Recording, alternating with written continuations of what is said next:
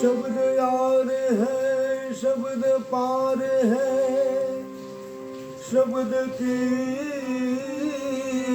सब ढग ढेरिया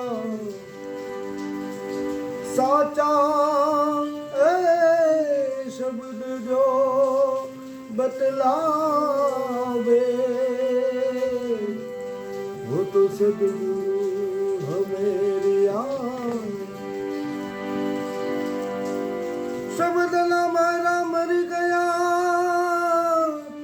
शब्द छोड़ा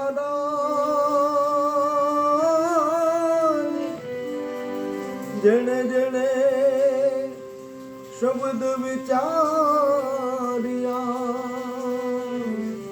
ताका सुमिरा सब काज जी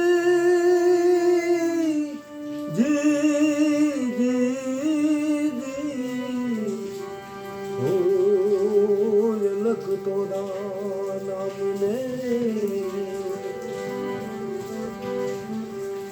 મિત્રો આજથી એક નવી સિરીઝ શરૂ કરવા જઈ રહ્યો છું જેનું નામ છે શબ્દ પરિક્રમા.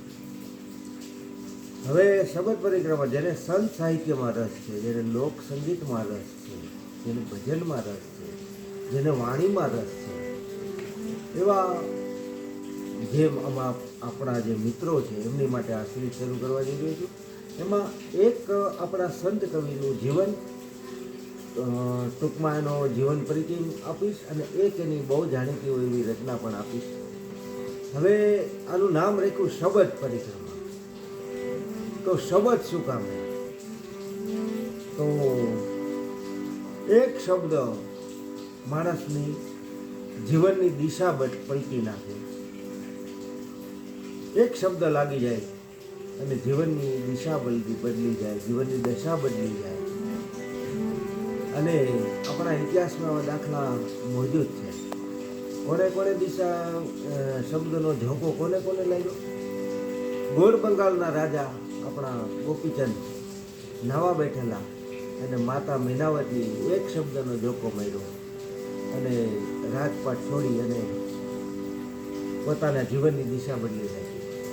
12 લાખ માળવાનો ધણી ભર્તૃહરિ, જેને આપણે ભરતરી તરીકે ઓળખીએ, એવા ભરતરી ગુરુ ગોરખનાથ એક શબ્દનો ઝોકો લાગ્યો અને સાપ જેમ પોતાની કાકડી ઉતારે એમાં સંસાર રૂપી મોહમાયા ત્યાગી અને સાધુ બની ગયા, સંત બની ગયા. તો આપણા જે સંત કવિઓ છે, જે પેલા આપણા સૌરાષ્ટ્ર કચ્છ ગુજરાતના સંત કવિની વાત કરીશ, આખા ભારતના સંત કવિઓનું પણ એમાં વિચાર છે કે આવરી લઈશું. અને લાઈવ નહીં આવું, ફેસબુક ઉપર આવશે, મારી આ એક વિડીયો ફેસબુક ઉપર મૂકીશ, ઇન્સ્ટાગ્રામ આઈડીમાં મૂકીશ અને મારી યુટ્યુબ ચેનલ પર પણ મૂકીશ. પણ લાઈવ નહીં આવું. લાઈવ એટલા માટે નહીં આવું દો મિત્રો કે શોપ ચલાવું છું, સંગીતના મ્યુઝિકના ક્લાસીસ ચલાવું છું, બીજા નંબરમાં પ્રોગ્રામ પણ કરું છું પાછો. તો જે સમય જે મળવો જોઈએ એ રહેતો નથી. એટલે લાઈવમાં એવું થાય કે વિડીયો તો સપોઝ માનો કે વચ્ચે થોડો સમય મળી ગયો તો વિડીયો બનાવી શકું, પણ લાઈવ આવવા માટે ચોક્કસ ટાઈમ જોઈએ, જે ટાઈમ ફાળવી શકું એમ નથી.